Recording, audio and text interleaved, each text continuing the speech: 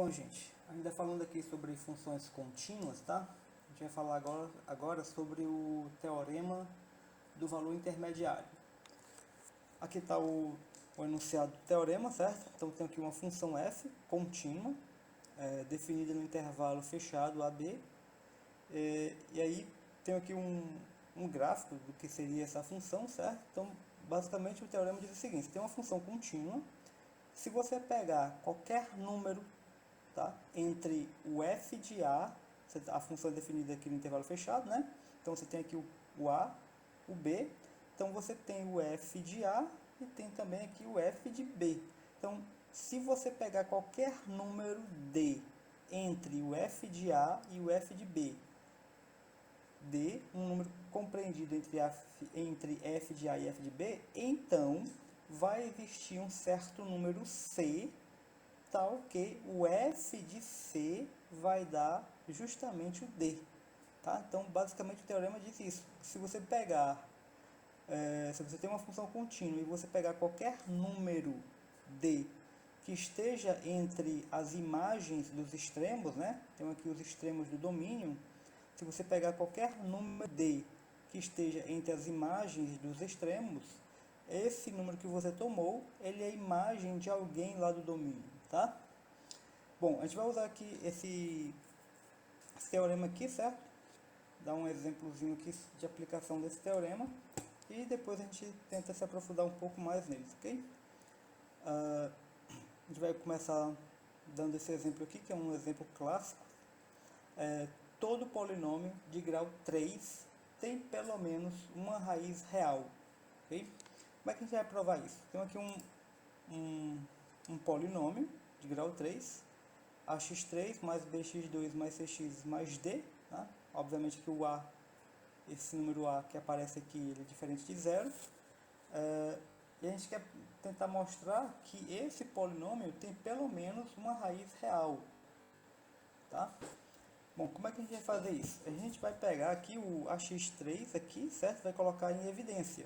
Então tem o ax3, colocando isso aqui em evidência, vai ficar 1, vai dividir isso aqui dividido por isso, né? Então vai ficar b sobre ax, isso aqui dividido por isso, né? Cx dividido por isso aqui vai ficar ax2, e o d dividido por isso fica isso daqui, ok?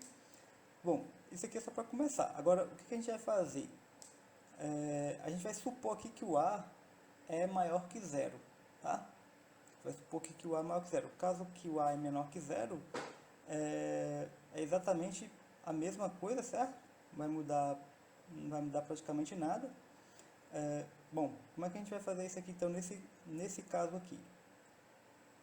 A gente vai tomar o limite para f de x quando o x vai para mais infinito. Ou seja, a gente vai mandar o x aqui para mais infinito. Quando o x é para mais infinito, o que acontece com essa expressão que está aqui, ó? B sobre a vezes x. Isso aqui vai para zero, né? Porque se o x cresce, você tem uma fração e o denominador está aumentando, então isso aqui vai para zero. Igualmente, isso aqui também vai para zero, isso aqui também vai para zero. Logo, isso que está aqui entre parênteses está indo para 1, tá? Aí o que vai acontecer então com essa parte que está aqui, ó? Isso aqui que está dentro do parênteses está indo para 1, e isso que está aqui fora do parênteses, né? Esse termo aqui, ax3, está indo para onde? Se o x está indo para mais infinito, x ao cubo também está crescendo muito. Como é positivo, então isso aqui, tá, também vai continuar indo para mais infinito, né? Isso aqui eu só destrinchei um pouco mais, certo? Isso daqui, né, a gente pode quebrar dessa maneira. Isso aqui está indo para 1 e isso aqui está indo para mais infinito, certo? Então, isso aqui vai para mais infinito. Bom, agora a gente vai fazer a mesma coisa, só que a gente vai mandar o limite agora, em vez de ir para mais infinito, a gente vai mandar o limite para menos infinito. Então, a gente vai fazer a mesma conta, só que agora o x, né, ainda considerando o a positivo. Okay? Então, se a gente está supondo que o a positivo, se a gente está mandando o x para menos infinito, isso aqui continua indo para zero, isso aqui continua indo para zero, isso aqui continua indo para zero. Logo, essa expressão que está aqui, ó, ax ao cubo, está indo para onde? Bom, o x ao cubo, né, como o x está crescendo, só que está com valores negativos, né, isso aqui é um valor negativo, ou seja, isso aqui está indo para menos, essa expressão aqui, ax ao cubo, está indo para menos infinito. Logo, esse produto aqui, né, esse limite vai para menos infinito e isso aqui vai para 1. Tá? Então, isso aqui vai para menos infinito.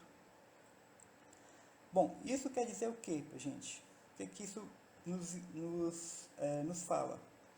Olha só, eu não sei como é que é a gente não sabe aqui como é que é o gráfico daquela função, daquele polinômio de grau 3, certo? Mas quando a gente manda o x para mais infinito, o f de x fica grande, né? Fica muito grande, aumenta indefinidamente. Isso quer dizer o que para a gente? Isso significa dizer que em algum momento o f de x, né, ele está acima do eixo, ou seja, em algum momento o gráfico do polinômio vai estar acima do eixo x. Ou seja, existe um certo número b, certo? Existe um certo número real b, tal que o f de b está aqui, ó, é positivo. E existe alguns, por esse outro lado aqui, né, ó, como limite, quando x é para menos infinito, dá negativo, isso significa que em algum momento também o gráfico deve estar abaixo do eixo x. Ou seja, existe algum número a tal que o f de a é negativo. Tá? E a gente sabe pelo teorema do valor intermediário que se a gente pegar qualquer número aqui, ó, entre o f de a e o f de b, qualquer número que eu tomar aqui entre o f de a e o f de b, eu consigo um número, né? Existe um número aqui dentro, a gente consegue afirmar que existe um número entre a e b, tal que o f desse número que eu vou pegar, né, aqui, vai ser igual àquele número d. Em particular, se eu pegar o número d igual a zero, né, porque o número d igual a zero, ele está aqui no meio, certo? Ele está aqui na origem, né? Então, existe algum número c aqui dentro, certo? Desse intervalo, tal que o f de c é d. Ou seja, no caso, o f de c é zero. Mas dizer que o f de c é zero é justamente dizer que esse polinômio tem uma raiz real. Tá? Bom, uma maneira mais simples, né? Mais imediata de ver isso, já que a gente já descobriu aqui que o f de b, né, existe um ponto tal que o f de b é positivo e existe um ponto tal que o f de a é negativo, existe um ponto a tal que o f de a é negativo, certo? Então, esse ponto aqui está abaixo do eixo x, esse ponto está acima do eixo x. Como o polinômio a gente sabe que é uma função contínua, em algum momento, né, o gráfico tem que cortar o eixo x. Como corta o eixo x, né, aquele ponto onde o gráfico corta o eixo x é a raiz, né, é o zero da função. Tá? Ou seja, então fica demonstrado assim que qualquer polinômio de grau 3, ele tem pelo menos uma raiz real. Tá? Fica então o exemplo. Voltamos aí depois com mais exercício, gente. Valeu!